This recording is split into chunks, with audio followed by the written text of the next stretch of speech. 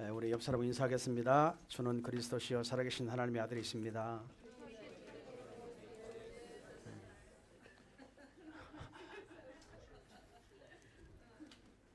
그냥 입으로 하는 겁니까? 진심으로 하는 겁니까? 다시 한번 하겠습니다. 하나님은 당신을 사랑하십니다. 사랑한다니까 크네요.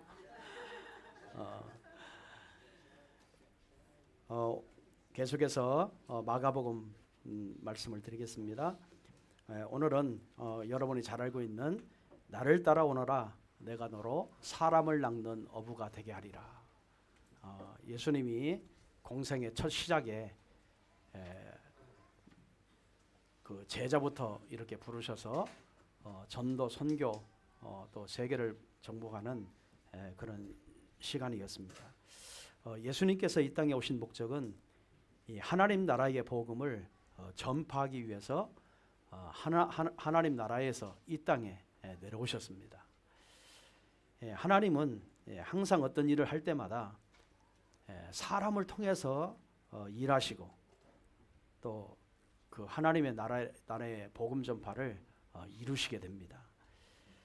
여러분 이스라엘 백성들을 출애굽을 할 때는 하나님이 누구를 통해서 하시죠? 모세라고 하는 인물을 통해서 출애굽이 이렇게 시작이 되죠.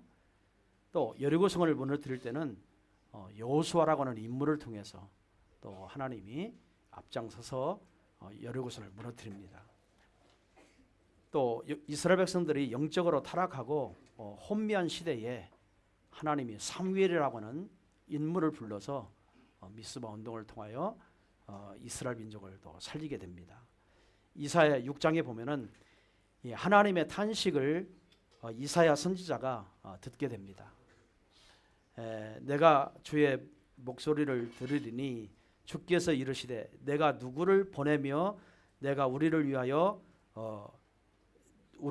갈고 하시니 그 말을 이사야 선지자가 듣고 내가 여기 있나이다 나를 보내소서.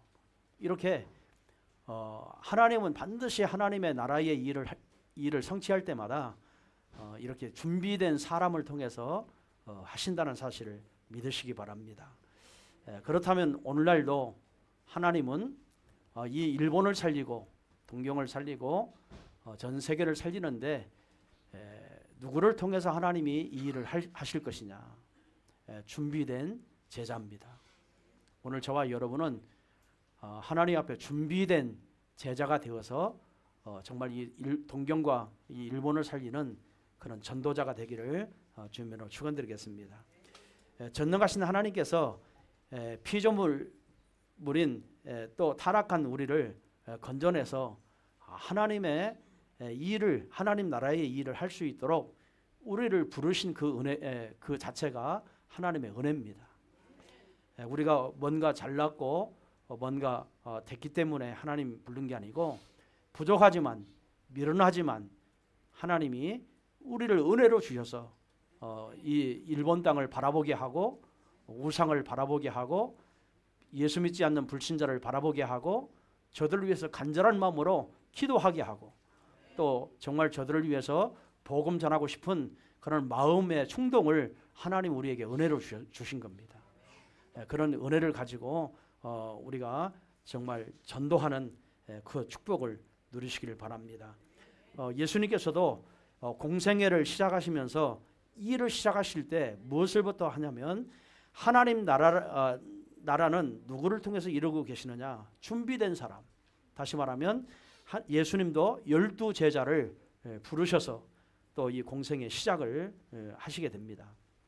그러면 오늘 첫 번째로 제자들이 부름받은 이유는 무엇일까요? 왜 예수님께서는 공생의 시작부터 제자들을 부르시는 일을 시작하셨을까요? 그 이유는 복음 전파의 사명이 있기 때문에 그렇습니다.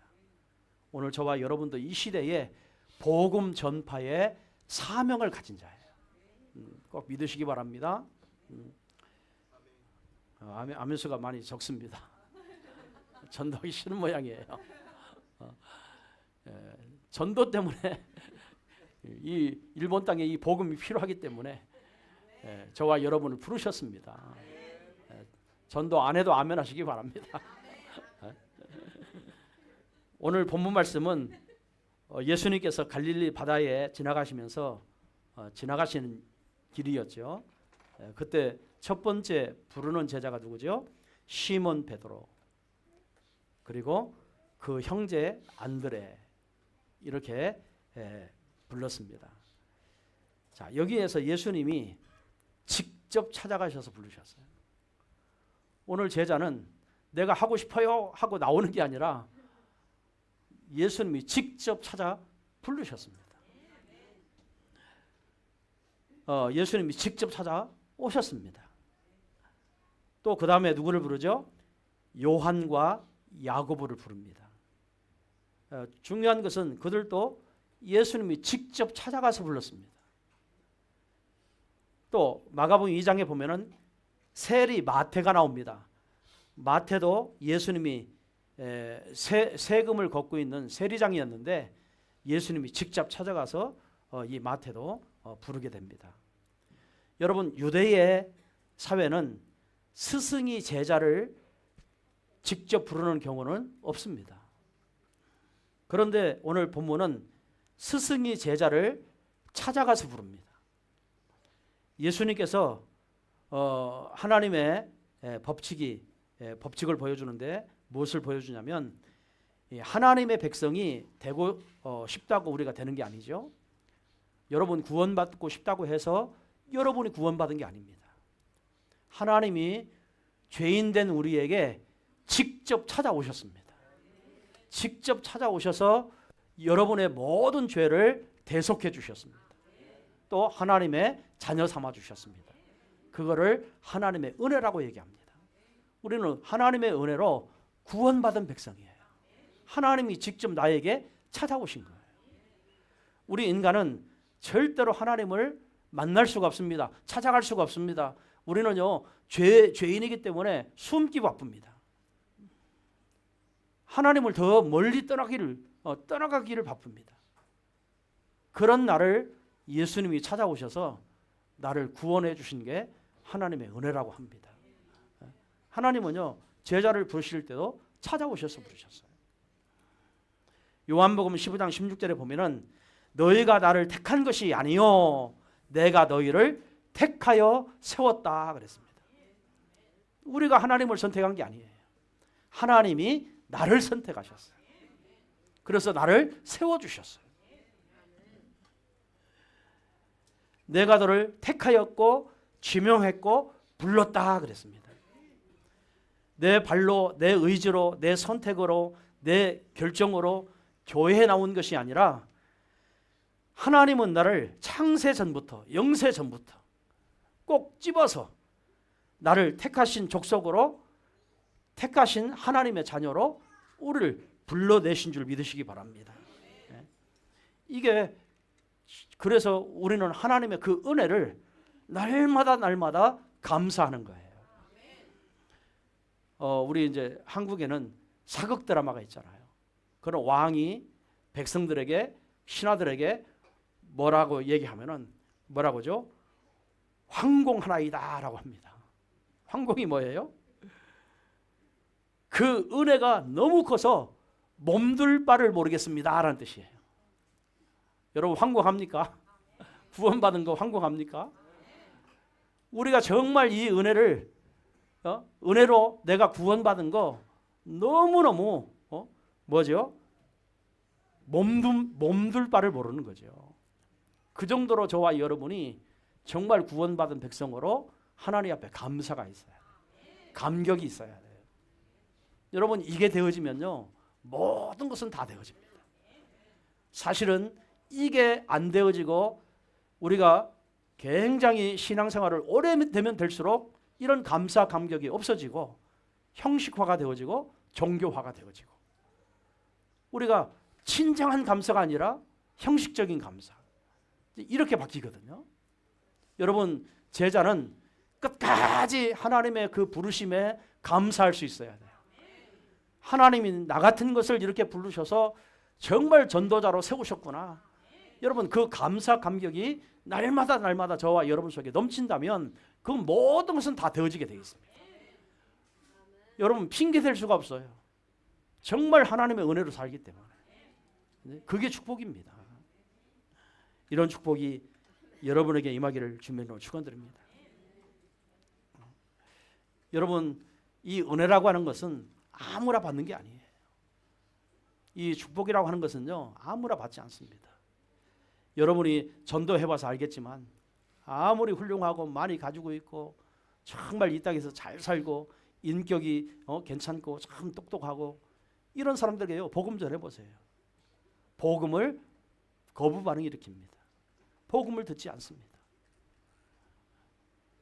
정말요 아무리 잘하면 잘날수록 이 복음을 절대로 받지 않습니다. 아무리 복음을 이야기해도 그거를 이해를 못합니다. 그게 불신자들의 세계예요.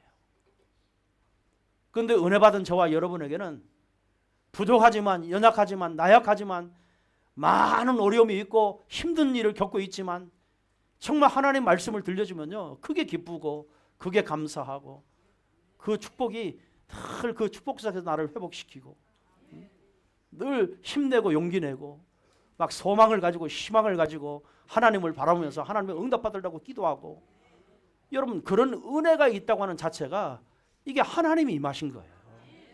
그게 은혜입니다. 그렇죠?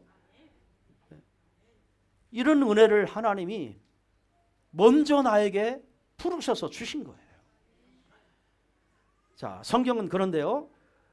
은혜 받은 나를 통해서 하나님은 나아가서 전도하라고 하는 겁니다. 그 은혜를 전달하라고 하는 겁니다. 그 은혜 받은 것을 이야기하라고 하는 겁니다. 그 은혜 받은 것을 간증하라는 겁니다. 정말 하나님이 나에게 주신 그 한량없는 은혜를 자꾸 만나는 사람에게 끊임없이 간증할 수 있어야 돼요. 요한복음 15장 16절에 뭐라고 합니까? 내가 너희로 가서 열매를 맺게 하고 또 너희 열매가 항상 있게 하여. 여러분 구원받은 나를 통해서 무슨 열매가 항상 있기를 원하십니까? 전도의 열매가 있기를 원합니다. 그래서 하나님은 구원받은 나를 통해서 많은 사람에게 그 복음을 또 전해서 많은 열매가 있도록 하나님이 그래서 나를 부르신 거예요. 그래서 은혜를 나에 주신 거예요. 그러니까 구원받은 나는 정말 전도자입니다. 나로 인해서 하나님 많은 열매를 맺기를 원하시는 거예요.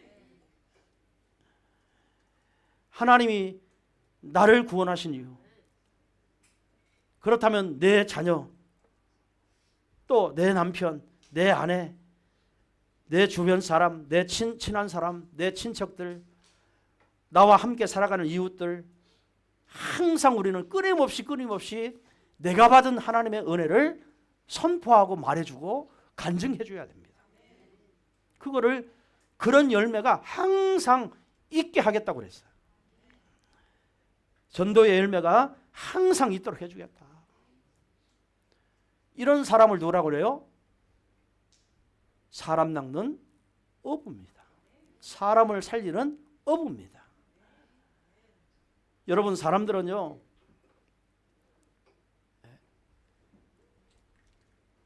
영원히 하나님을 만나지 못하면 반드시 심판을 받습니다. 심판 후에는 영원한 지옥으로 그 영원한 속으로 갈 수밖에 없어요. 그래서 하나님이 그 심판받고 영원한 지옥으로 갈 수밖에 없는 그 사람을 낚으라는 겁니다. 그 사람을 낚아서 어떻게 해요? 하나님 나라로 옮겨가라는 겁니다. 그거를 전도라고 하는 거예요. 여러분 요한계시록에 보면은요 지옥을 무엇으로 표현했냐면 바다로 표현했습니다. 그래서 저와 여러분을 누구라고요? 그 바다에 고기가 있잖아요. 바다에서 낚시질 하잖아요. 그래서 우리는 사람 낚는 어부가 되게 하리라.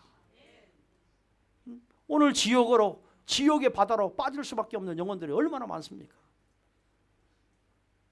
그 사람들을 낚는 거예요. 그거를 전도라고 합니다.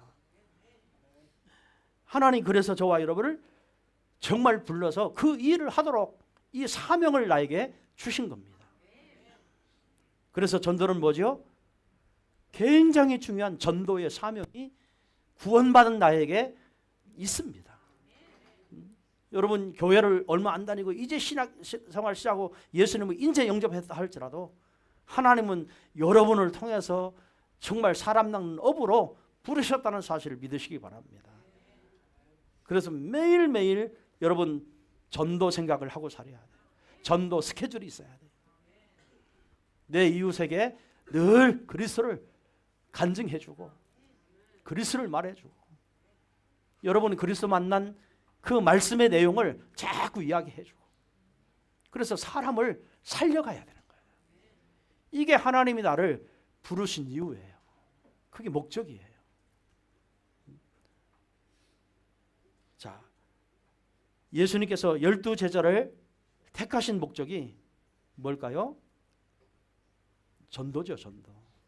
마가복음 3장 13절에 15절에 보면은 12제자를 택했어요. 자기와 함께 있기 위함이요.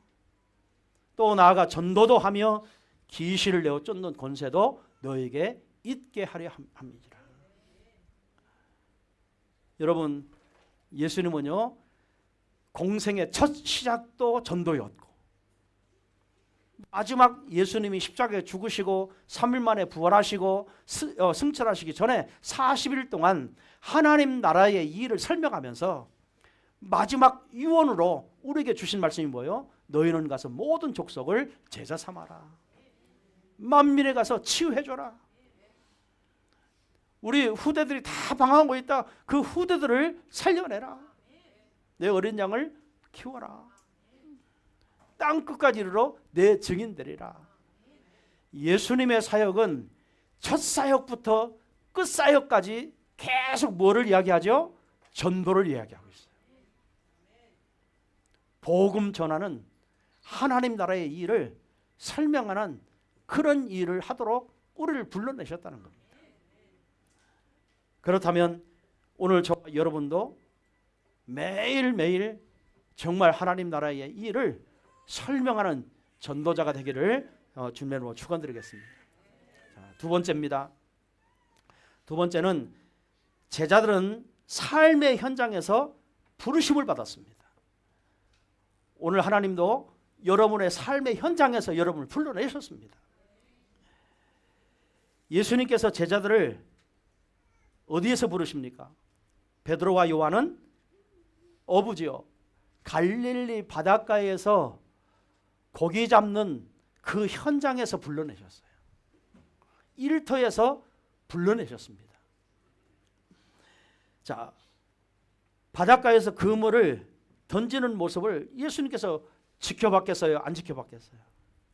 열심히 먹고 살려고 그물 던지고 그 돈 벌어서 자식들 키워야 되고 가정을 살려야 되고 그러니까 삶의 현장에 다 삶의 현장이 있잖아요. 여러분 베드로는 어려서부터요 몇 대 손손 갈릴리 바다에서 잔뼈가 굵은 사람이에요. 어느 날 예수님이 열심히 일하고 있는 베드로의 모습을 보게 된 거예요. 요한의 모습을 보게 된 거예요. 그때 예수님이 저 사람 정도 같으면 앞으로 정말 이 세계 복음을 할 수 있겠구나. 아니 우리가 볼 때는 무식하고 배운 것 없고 가난하고 늘 물고기 잡아서 먹고 사는 그런 형편에 빠져 있고 무슨 살면서 여유가 있습니까? 살기 바쁜 사람, 살기 어려운 사람. 이런데 그 모습을 끝까지 보시면서 예수님이 결정을 한 거예요. 저런 인물 같으면 앞으로 세계를 복음하겠구나. 우리는요 잘난 사람 찾잖아요. 그래도 뭔가 좀 할 수 있는 사람 찾잖아요. 뭔가 좀 도움되는 사람을 찾잖아요. 그런데 예수님은 그런 사람을 찾지 않았어요. 보니까 삶이 굉장히 열심이고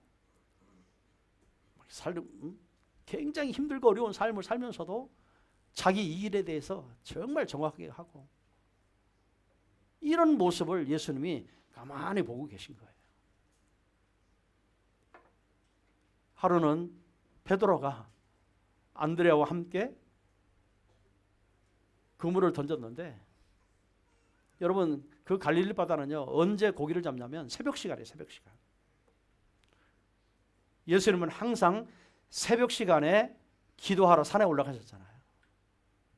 습관을 쫓아 기도하러 올라가셨습니다. 아마 기도가 끝났는가 보죠. 갈릴리 바다로 오셨어요.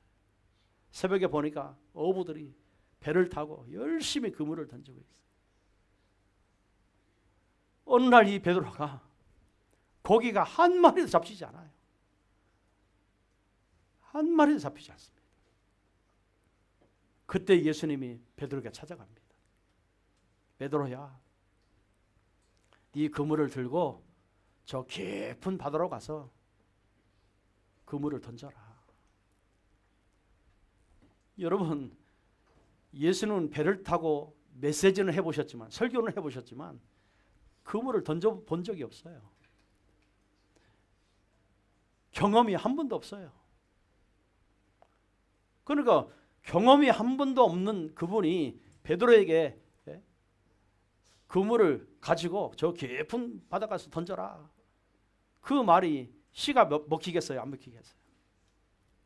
자기는 어려서 잔뼈가 굵은 사람인데, 자기는 베테랑이고 전문인인데 예수님이 찾아오고 그런다 이 말이에요. 자, 그런데 보세요. 뭐라고 기록되어 있죠? 말씀에 의지하여라고 기록되어 있어요. 예수님의 말씀에 의지하여 그 그물을 들고 저 깊은 데 가서 그물을 던졌더니요, 완전히 가득 차가지고 만선이 돼서 자기 형제 안드레까지 불러가지고 안드레 배에도 만선이 돼버린 거예요. 여러분, 예수님이 누구예요? 갈릴리 바다에 고기를 창조하신 창조주 하나님이십니다. 저 갈릴리 바다에 고기가 몇 마리 있는지를 알고 계신 하나님이세요. 그 하나님의 말씀에 의지하여 오늘 저와 여러분이요, 진짜 여러분 생각에 안 맞고 기준에 안 맞고 경험에 안 맞고 이거는 안 될 것 같고 이런 것들이 우리한테는 많이 있어요. 그래도 하나님 말씀이라면 그 말씀 붙들고 여러분요 의지하여 순종하시기 바랍니다. 하나님이 기적의 역사를 하게 되어 있어요. 모든 문제가 해결받게 되어 있어요. 말씀에 의지하여. 그때 베드로가요 예수님께 무릎을 꿇고 뭐랍니까? 주여, 내가 죄인입니다. 나를 떠나소서. 예수님께 무릎을 꿇었어요. 교만한 사람은요 절대로 예수님께 무릎을 꿇지 않습니다. 내 경험이 최고야 라고 하는 사람은요 절대로 예수님께 무릎 꿇지 않습니다. 내가 알고 있는 상식, 내가 알고 있는 지식, 내가 알고 있는 경험, 그게요 최고 옳다라고 생각해요. 이런 사람은요 아무리 말씀을 들어도 순종을 하지 않습니다. 그래서 열매를 맺지 못해요. 응답을 받지 못해요.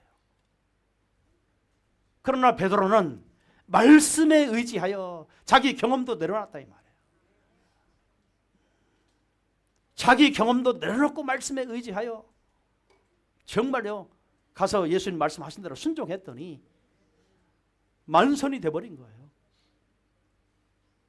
그때 나를 떠나소서, 내가 죄인입니다. 그때 베드로에게 하신 말씀이에요. 이제는 고기 낚는 어부가 아니라 너는 사람을 낚는 어부가 되게 하리라. 여러분, 이렇게 베드로가, 안드레가 부름을 받게 됩니다. 오늘 저와 여러분도 말씀에 의지하시기 바랍니다. 말씀에 순종하시기 바랍니다. 여러분 생각이 안 맞아도 여러분의 경험에 안 맞아도 하나님 말씀이라면 아멘 하고 따라가면 됩니다. 그랬더니 모든 것이 회복되기 시작하죠. 이런 삶의 현장에 안드레와 베드로를 여기에서 불러낸 거예요. 삶의 현장에서 불러냈습니다. 야고보와 요한은요 어디에서 불러냅니까? 이들도 어부예요. 그래서 이들도 고기를 잡는데 그물이 다 찢어져 가지고 밤새도록 다음 날 또 새벽에 그물을 던져야 되기 때문에 찢어진 그물을 열심히 깃고 있었어요. 그 현장에서 그물을 깃고 있는 그 현장에서 이 야고보도 또 이 요한도 그곳에서 불러냈습니다. 여러분 세리 마태는 어디에서 불러내죠? 열심히 세관 일을 하고 있을 때. 그 당시에 세관쟁이들은요 막 핍박을 많이 받았어요. 나쁜 놈이라고. 네. 여러분 그런 속에서 자기 일터에서 이렇게 부름을 받은 겁니다. 그 말은 무슨 말이죠?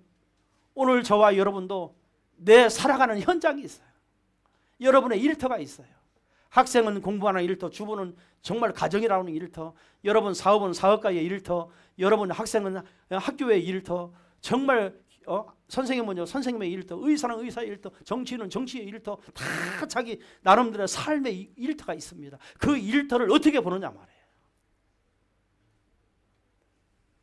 오늘 그 일터 속에 예수님이 여러분을 불렀다는 사실을 믿으시기 바랍니다.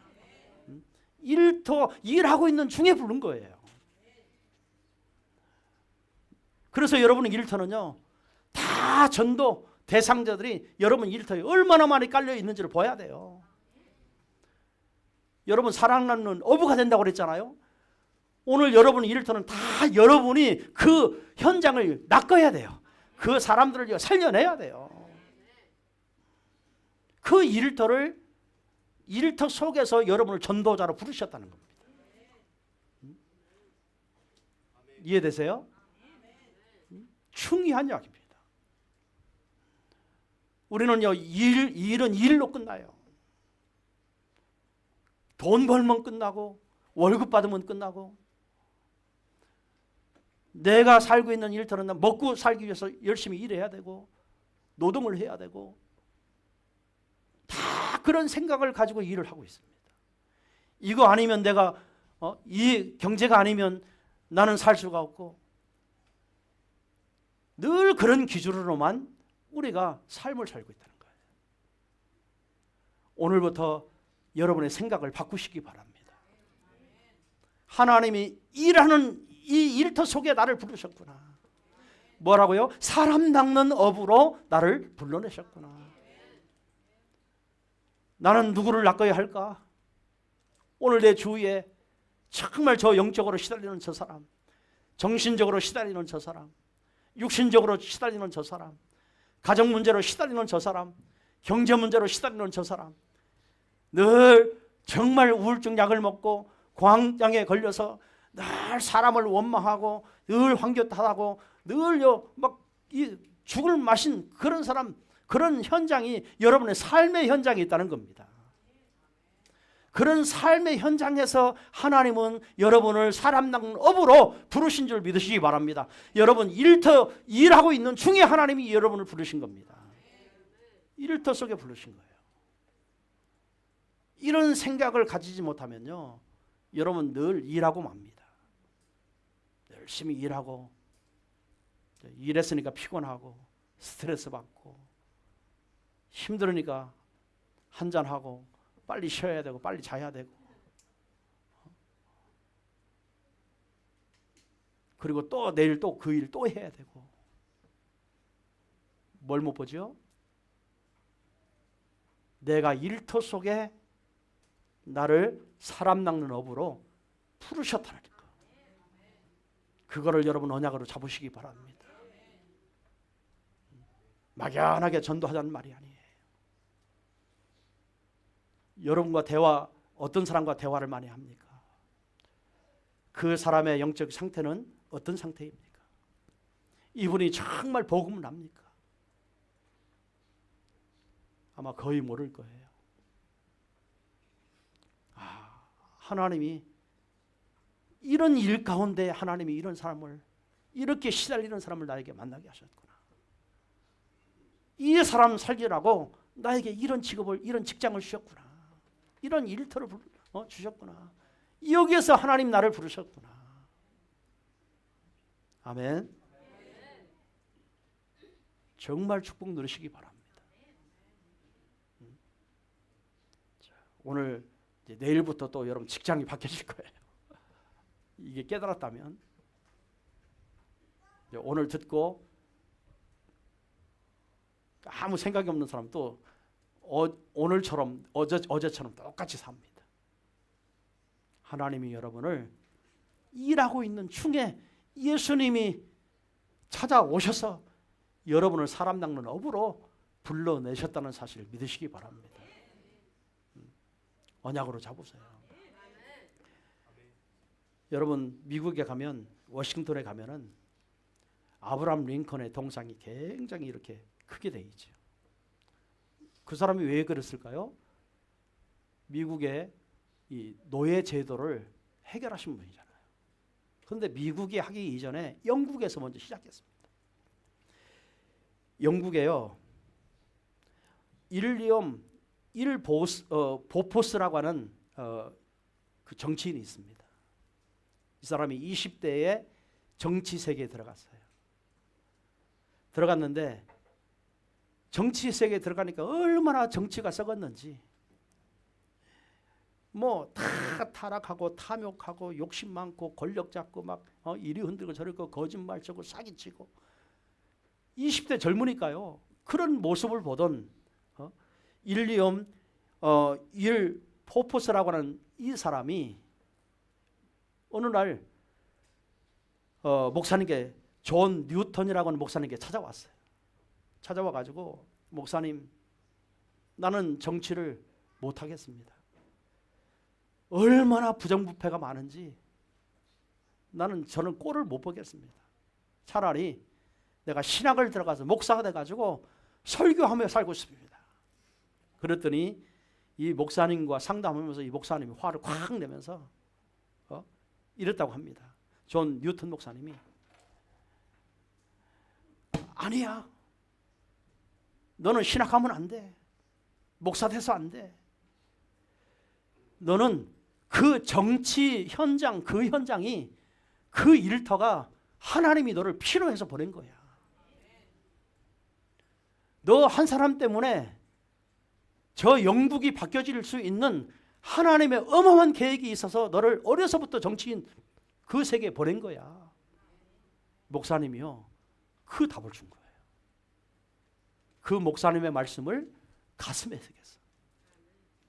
새기고 부정부패 이런 모습을 보면서도 하나님 앞에 기도하기 시작한 거예요.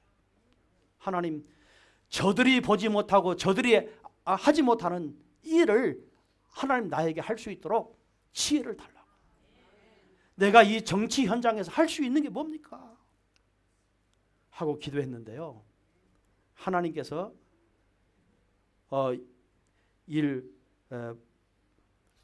보포스에게 가슴 깊이 이런 마음을 줬어요. 저 아프리카 흑인들이 영국에 완전히 노예가 돼가지고 짐승처럼 살고 있는 모습을 보면서,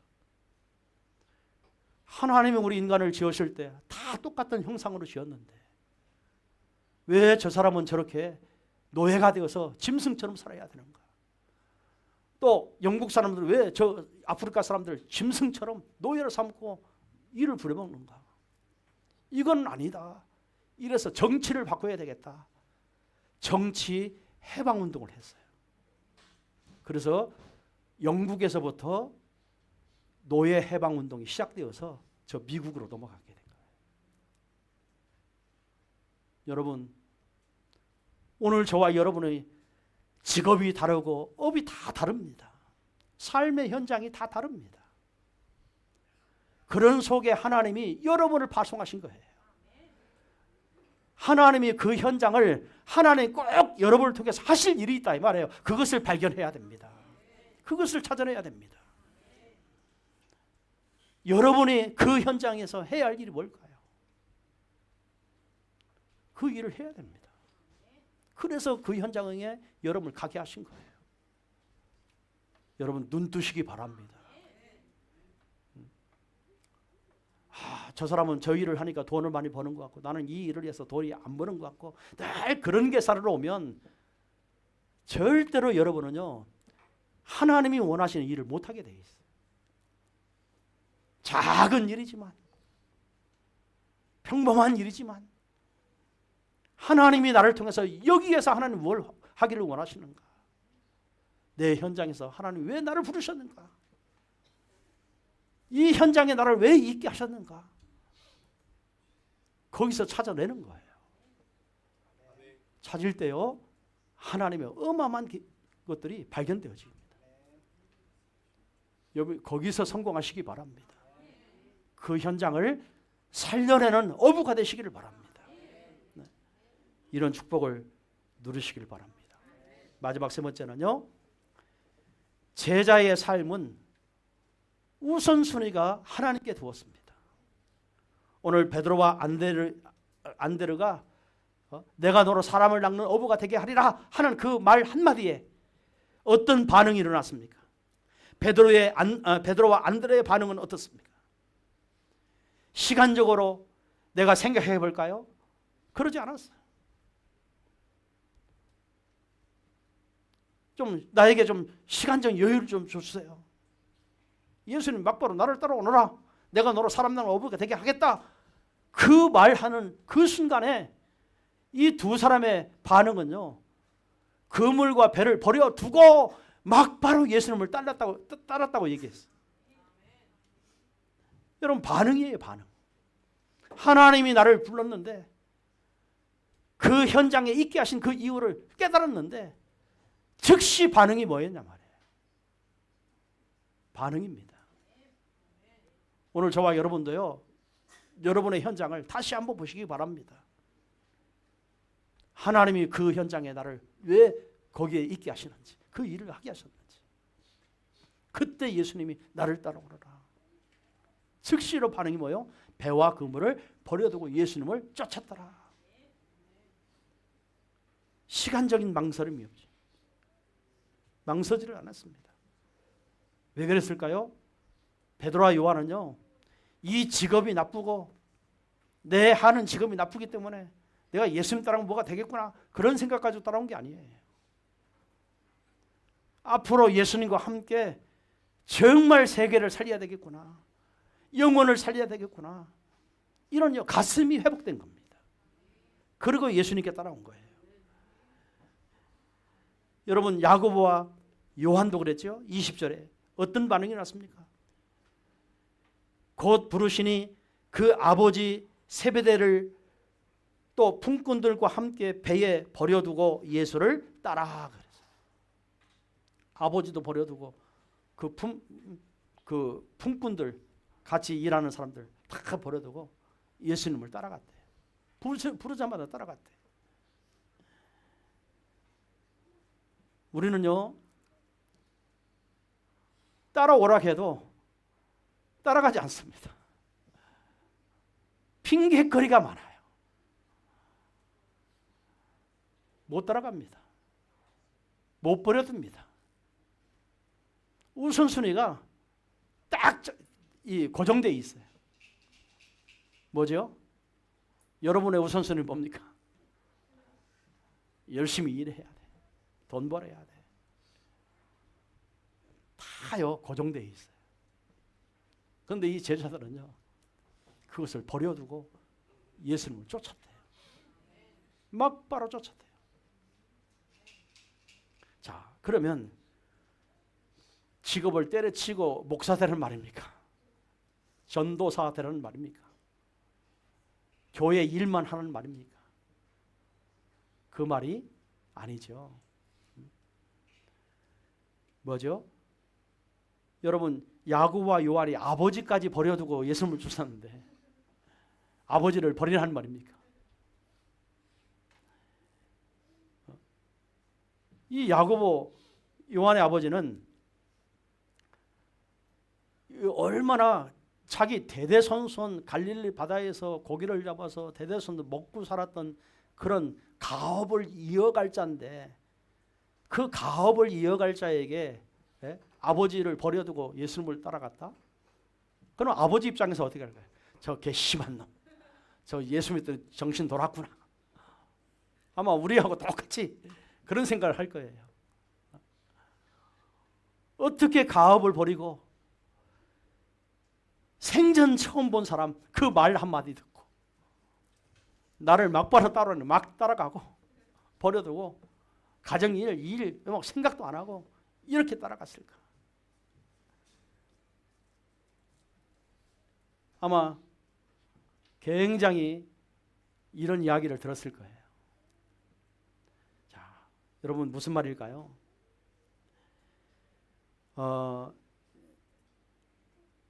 십계명의 5계명이 뭐예요?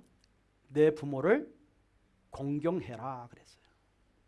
그럼 부모 말을 잘 들어야지 어떻게 부모를 버리고 예수님을 쫓을 수가 있겠어요? 따라갈 수가 있겠어요? 자, 디모데 전서에 보면은, 후서에 보면은 자기 가족들을 돌보지 아니하는 자는 믿음을 배반한 자다. 아니, 가족들을 돌보지 않고 예수님 따라가는 사람 뭐예요? 예수님을 배반하는 사람이에요. 성경에 이런 구절들이 있거든요. 그러면은 지금 이 야고보와 요한은 아버지를 버려두고 예수님을 쫓아가는데 부모를 공경하지 않고 또 뭐예요? 가족을 돌보지 않고 그건 믿음에서 배반한 자다 그랬어요. 그럼 배반한 자입니까? 우리가 잘못 이렇게 오해할 수 있습니다. 여러분, 성경은 그렇게 말하지 않습니다. 여러분,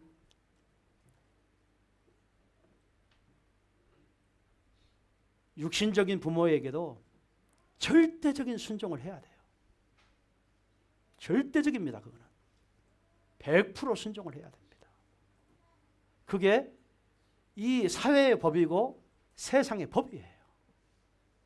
그런데 더 중요한 것은 그 부모의 법 위에 하나님의 법이 있습니다. 여러분, 그 눈을 못 뜨면 다 오해합니다.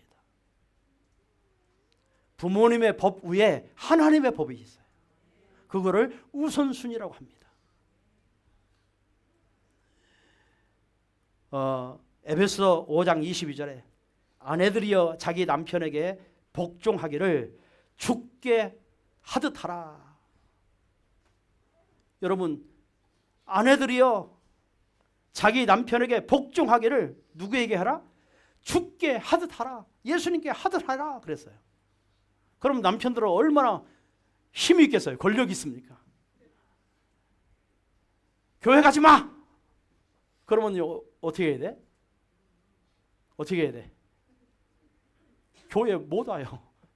왜? 죽게 하듯 자기 남편의 말에 순종하라고 했으니까. 그러면 교회 이제 못 다니죠? 여러분, 지구상에는 그런 남편 많습니다. 그러면 교회 안 나와야 돼요? 그 남편 위에 하나님의 법이 있습니다. 그럼 답 나왔죠? 그 남편 말도 복종해야 되지만 그 남편 위에 하나님의 법이 있어요. 하나님의 법을 지키는 겁니다. 그러면은 영적 싸움 해야 되는 거예요. 여러분, 그게 답입니다. 여러분, 우리는 잘못 성경을 해석하고 잘못 육신적인 눈으로 봐서 우리는 액면 그대로 믿으라고 하면 믿고 순종하라면 순종하고 그럴 수 있습니다. 그러나 이거는 육신적인 사회의 이야기예요. 그 위에 하나님의 법이 있습니다. 하나님의 법에 말씀한 대로 순종하면 됩니다. 하나님의 법이 우선입니다. 우선 순종을 해야 되는 겁니다. 우리는요, 이 베드로, 요한, 안드레, 야고보, 마태 얼마나 자기 삶 속에 바쁜 사람들이에요. 자기 일이 아니면 자기 가족을 살릴 수 없고 먹일 수 없고 쓸 수가 없고 삶이 안 됩니다. 그런 속에서도 예수님 뭐요? 나를 따라오라. 내가 너로 사람을 낚는 어부가 되게 하리라. 그때 생각했을 때 이 사람들은 무슨 생각을 했을까요? 하나님의 법, 그게 우애구나. 이 일로 말미암아 우리 가정이 축복을 받고, 이 일로 인하여 내 삶이 축복을 받고, 그 우선순위를 바꿨다는 말이 그 말입니다. 우리는 무조건 막 예수님 막 교회 가서 미치듯이 막 다니고 막 전도하러 다니고 막 가정 팽개치고 그런 말이 아니에요. 그런 말이 아닙니다. 진짜 저와 여러분이 하나님의 법부터 생각한단 말이에요. 하나님 말씀부터 생각한다는 말이에요. 그게 우선순위가 되는 거예요. 우리는 얼마나 핑계댈 게 많습니까? 얼마나 바빠요? 시간이 모자라요. 아무리 열심히 살아도요, 시간이 모자라요. 진짜 그래서 우리는 우선순위를 다 바꿀 수 있어요. 그러나 하나님의 법이 우애라는 사실, 하나님 말씀이 우애라는 사실, 그 아래에 우리 남편이 있고, 그 하나님 법 아래에 우리 가정이 있고, 사회의 법이 있고, 질서가 있고, 다 그 아래에 있는 거예요. 하나님의 우애, 질서 위에 그 위에 게 있는 게 없습니다. 하나님의 질서 밑에 모든 게 다 있는 거예요. 그거를 따라가라는 말입니다. 이해되시죠? 여러분 교회 일도 마찬가지예요. 여러분 얼마나 바쁩니까? 시간이 없어요. 여러분 피곤하면 또 쉬어야 되고, 그래야 다음 날 일해야 되고. 이러니까 삶이, 여러분 선진국에 살면 살수록요, 얼마나 바쁜 삶을 사는지 몰라요. 그렇게 열심히 사는데도요, 대가가 오지 않아요. 그게 선진국입니다. 예? 그게요, 강대국이에요. 이런 나라 문명 문화가 발전되면 될수록 사는 그런 사람들의 생활, 모든 삶 패턴은요, 다 바쁩니다. 이 바쁜 사람들이 어떻게 교회 일을 하겠어요? 그것도 여러분 헌금 내면서 교회 막 헌금 내면서 봉사하잖아요. 하나님의 나라를 일을 어떻게 하겠어요? 여러분 하나님의 은혜가 아니라면, 하나님이 여러분에게 그 힘을 주지 않는다면 어떻게 저와 여러분이 그 일을 하겠어요? 그래서 사람들은 신앙생활을 하면서도 모든 것이 이 우선순위가 다 바뀌어져 있는 거예요. 아닙니다.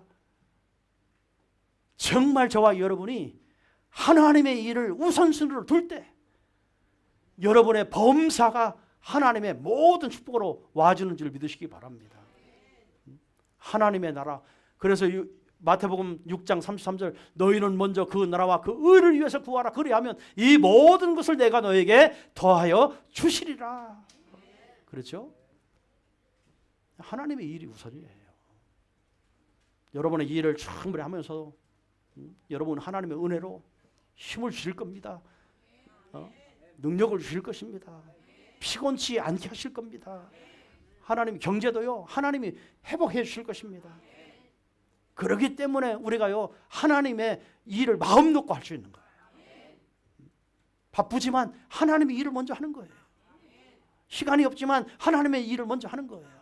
왜? 하나님이 그 나머지 것은 다 더해 주시는 축복이 나에게 온다는 사실을 내가 믿고 있기 때문에. 그렇죠? 그게 믿음입니다. 믿음대로 되시기를 주님으로 축원드리겠습니다.